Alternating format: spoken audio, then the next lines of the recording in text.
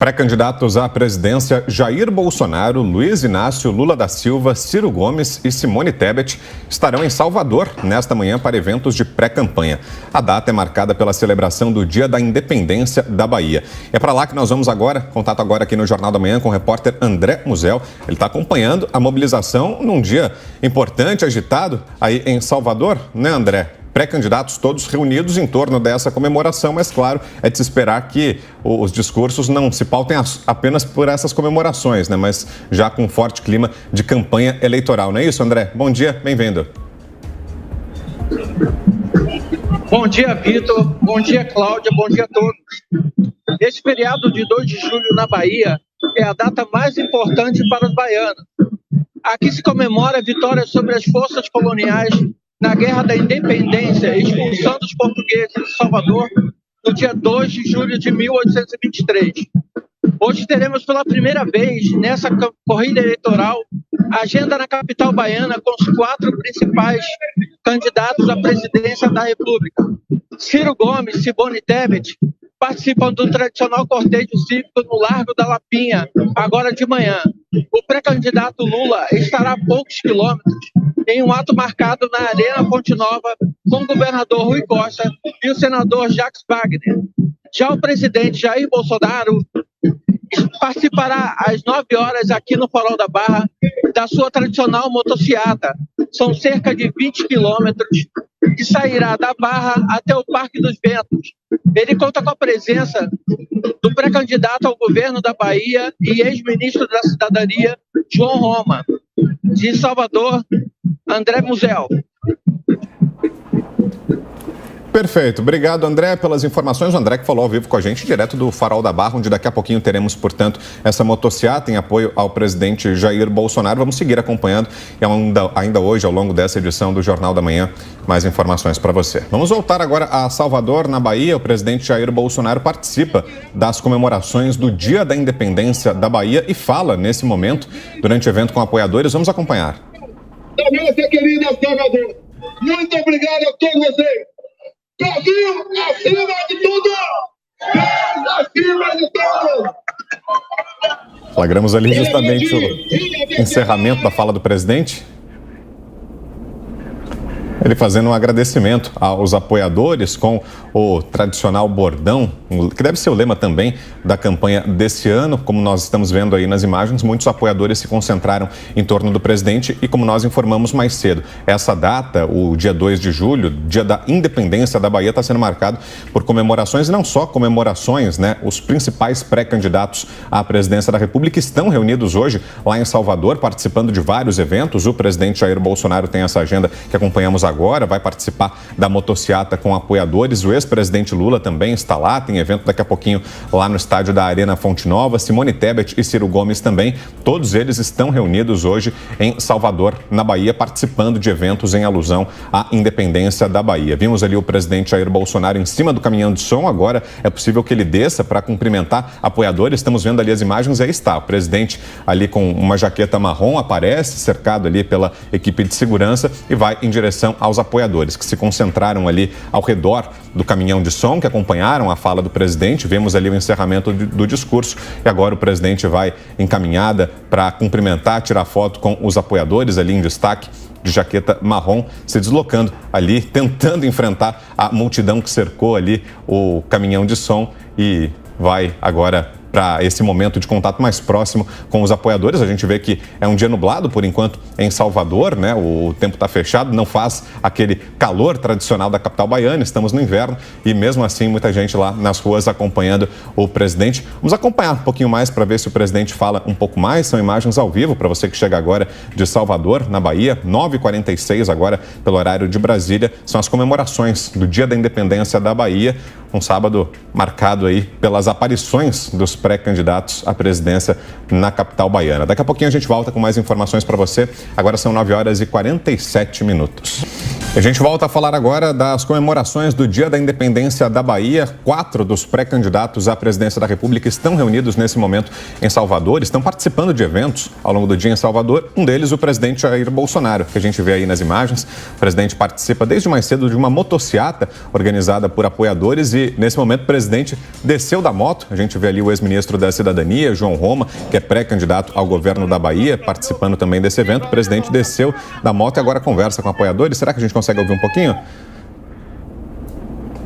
O presidente vai parar para fotos ali com outros motociclistas que também participam do evento, vai tentando caminhar ali em meio à aglomeração de apoiadores, muita gente vestindo verde e amarelo, levando bandeiras do Brasil nesse evento do qual participa o presidente Jair Bolsonaro. Lembrando que não só ele está em Salvador, também estão por lá hoje para participar de eventos relacionados ao Dia da Independência da Bahia. Lula, pré-candidato do PT, Ciro Gomes, pré-candidato do PDT e Simone Tebet, do MDB. Lula, Ciro e Tebet devem participar de um desfile cívico, que é a caminhada do 2 de julho, que começa ainda ao longo da manhã de hoje. Ciro deve participar de uma comitiva organizada pelo partido dele, o PDT, que integra a base do ex-prefeito de Salvador, ACM Neto, político importante da capital baiana. Já Lula estará num evento daqui a pouquinho também, a partir das 10h30 da manhã, agora são 10h22, um evento no estádio da Arena Fonte Nova, chamado de Grande Ato da Independência.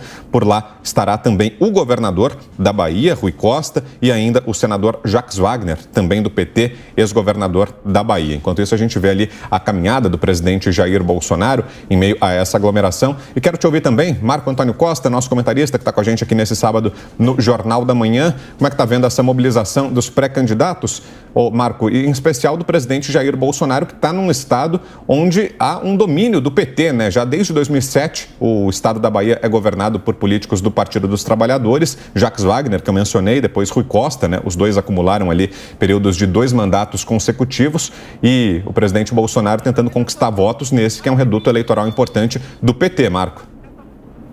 Vitor, de novo a gente enxerga aí nessa mobilização do presidente da República um apoio popular que é até um pouco vai contra a nossa, contra-intuitivo, né? A gente imagina que uma ida dele para a Bahia seria recebida não com esse número de pessoas, com essa aglomeração de pessoas.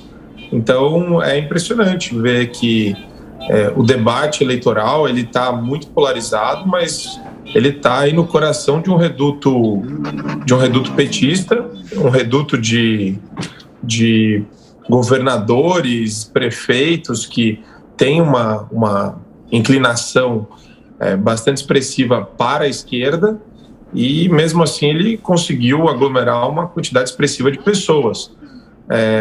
O debate eleitoral, eu entendo que o mapa eleitoral dentro dessas circunstâncias, ele ainda vai ser na região do Nordeste, Norte e Nordeste, mais tendenciosa ou favorável ao lulopetismo. Explicar esse fenômeno é muito complicado, né? Porque existe uma visão ideológica ou das pessoas muito voltada para o assistencialismo, muito voltada para a presença do Estado na vida delas, em contraposição às regiões Sul, Sudeste e Centro-Oeste, que já tem uma perspectiva mais liberal, mais conservadora, mas mesmo assim, eu entendo que é possível que o presidente Bolsonaro, nessas próximas eleições, tenha um desempenho muito acima da média nos estados da região Nordeste.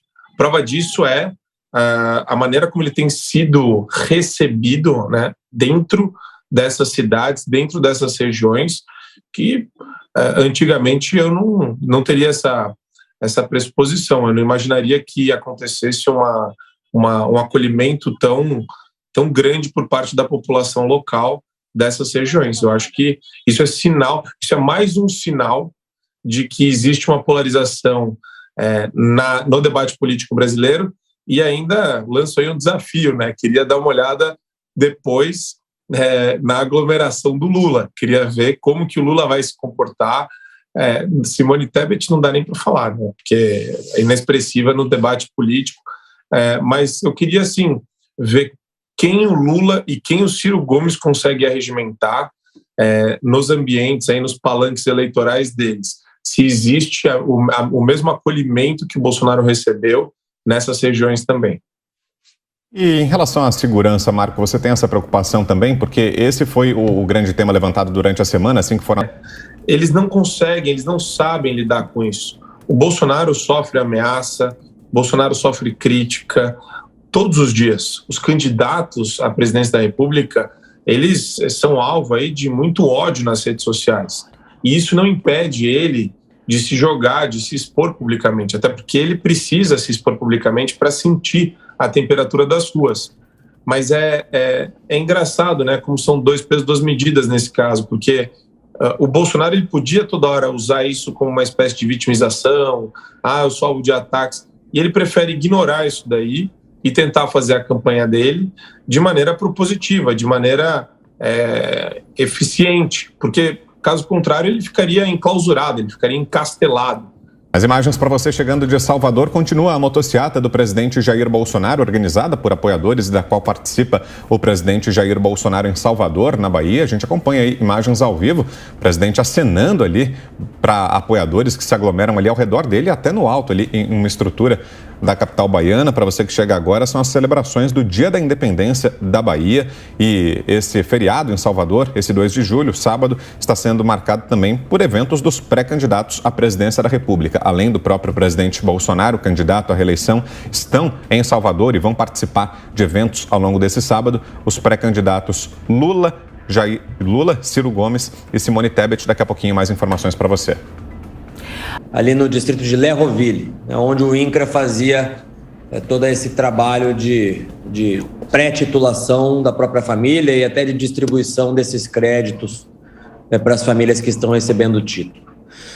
E eu ouvi alguns depoimentos, alguns deles inclusive que me emocionaram. Você veja, conversando com os servidores do próprio INCRA, e o INCRA esteve aqui por conta de uma emenda que eu destinei ao INCRA, para que eles pudessem fazer uma força-tarefa aqui em Londrina para a entrega desses títulos.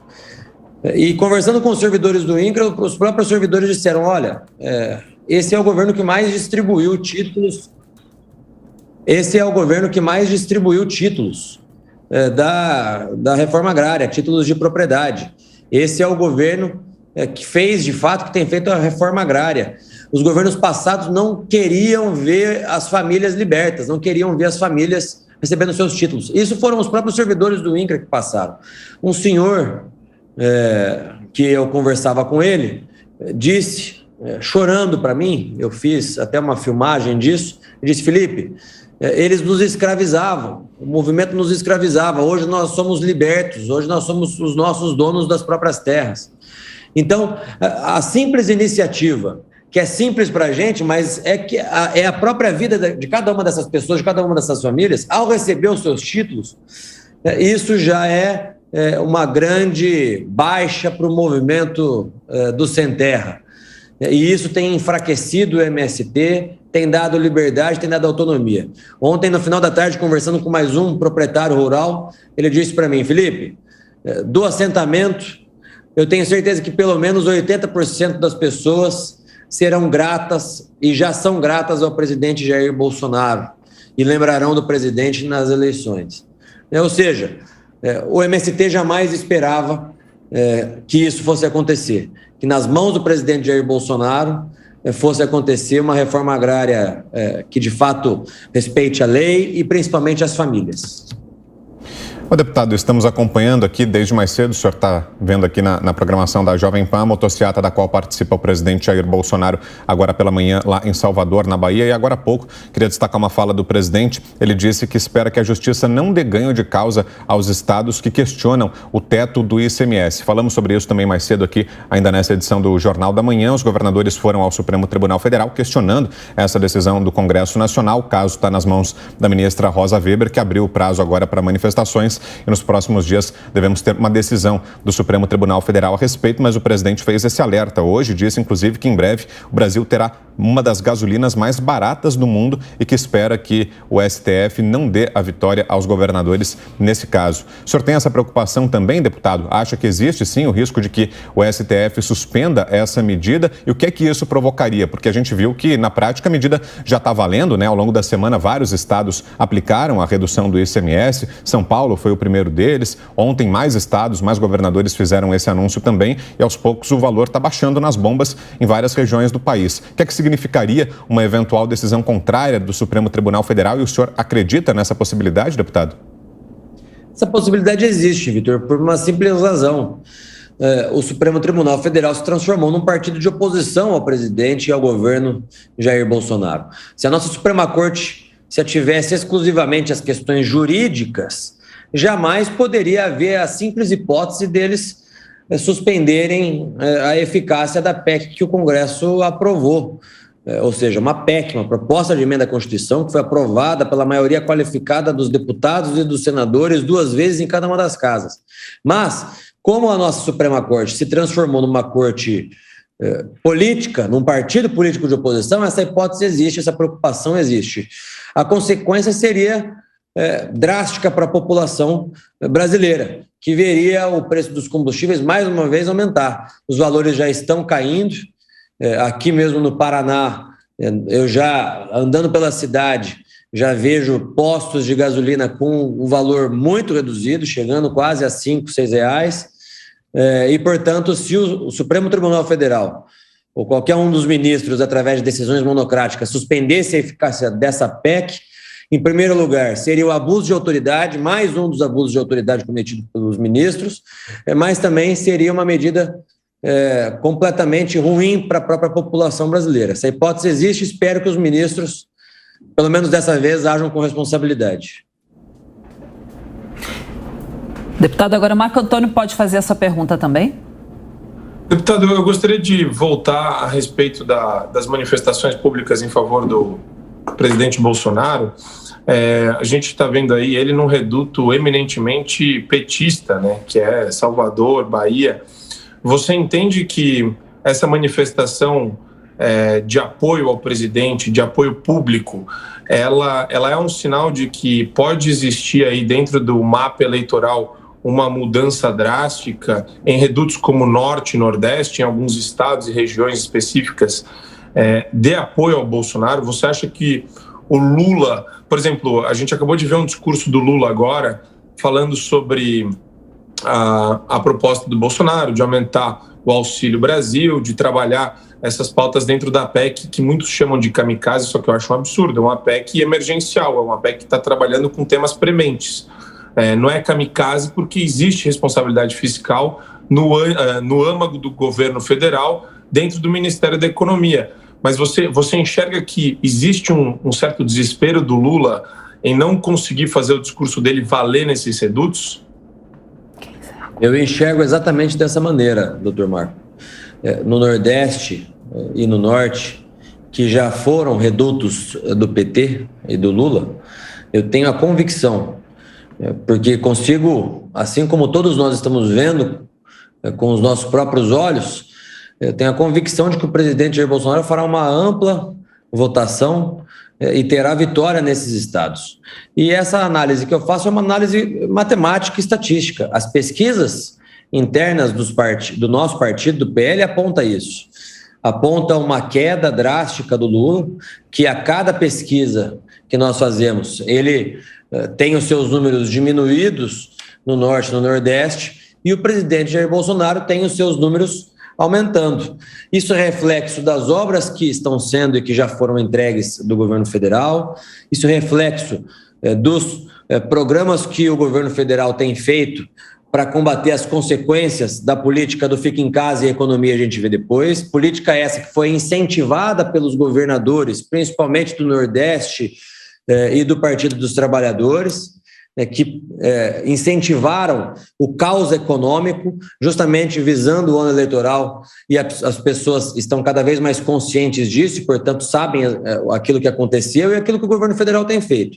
Então, tudo isso mostra as pesquisas que o presidente Bolsonaro terminará o primeiro turno das eleições à frente do Lula no Nordeste e no Norte. E isso tem causado um desespero muito grande por parte do Partido dos Trabalhadores. Ontem nós tivemos aquela denúncia da questão do narcotráfico. Eu já anunciei, inclusive, que a partir de segunda-feira começa a coletar assinaturas para uma CPI do narcotráfico.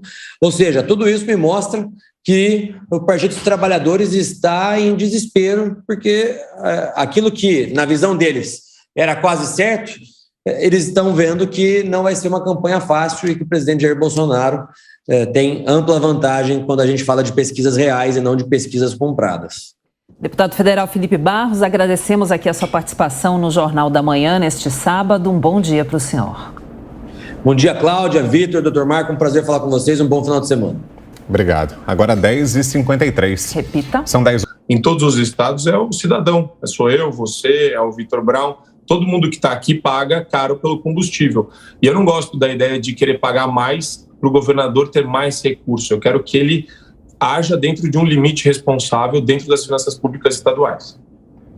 Enquanto a gente acompanha, né, Cláudia, a participação do presidente Jair Bolsonaro, vimos ali nas imagens, né, o presidente está em um outro trio elétrico nesse momento, é isso? Segundo as informações que estão chegando aqui para a gente, vimos ali até rapidamente uma imagem, presidente do alto de um trio elétrico. Antes tínhamos visto o presidente em um trio elétrico ali em frente ao Farol da Barra, com aquela paisagem exuberante ali do litoral de Salvador, cercado pelos apoiadores, falando num local emblemático da capital baiana. E agora a gente vê o presidente em outro trio elétrico, é isso? Participando de um novo evento depois de ter circulado por algumas ruas e avenidas de Salvador na motociata, acompanhado pelos apoiadores. Falando um pouquinho também sobre os adversários do presidente, os pré-candidatos Lula, Ciro Gomes e Simone Tebet participaram do ato cívico do 2 de julho, uma caminhada também para marcar o ato em alusão ao Dia da Independência da Bahia. Vimos, inclusive, né, as imagens de Ciro Gomes participando e discursando há pouco, falando sobre a importância dessa data, Cláudia.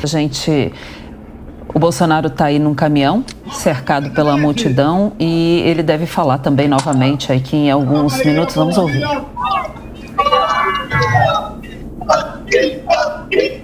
Obrigado, meu povo baiano. Obrigado pela oportunidade, pelo carinho, pela consideração. A recíproca é verdadeira. Estamos há 3 anos e meio no governo. Vocês sabem que todos nós passamos recentemente com essa pandemia que ceifou muitas vidas. Mas sabem também que nós não paramos.